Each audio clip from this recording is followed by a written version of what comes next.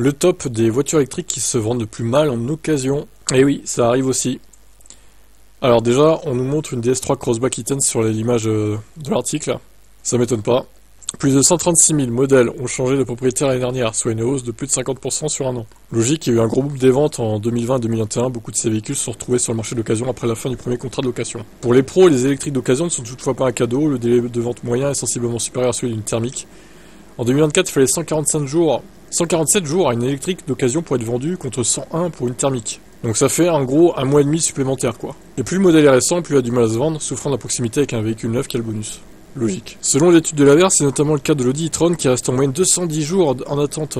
C'est énorme. Ça fait plus de 6 mois et demi quoi. Maintenant ça fait 7 mois pile en plus. 7 mois.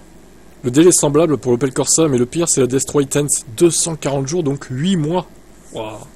C'est peut-être une bonne nouvelle. Une mauvaise nouvelle si vous en avez une, mais c'est une bonne nouvelle si vous cherchez un modèle électrique d'occasion. Vous pouvez négocier le prix.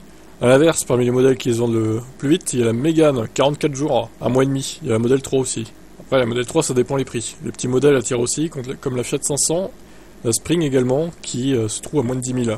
Les voitures les plus vendues, la Zoé, elle est présente sur nos routes, elle est très présente sur nos routes, et l'arrivée de la R5 devrait créer une nouvelle vague de Zoé d'occasion. Elle se revend en 50 jours environ. Mais désormais, les vendeurs doivent baisser les prix pour compenser l'abondance. On trouve maintenant des modèles dernière génération en achat intégral à moins de 15 000 euros. Ouais, la Zoé a vachement perdu en cote, hein, clairement.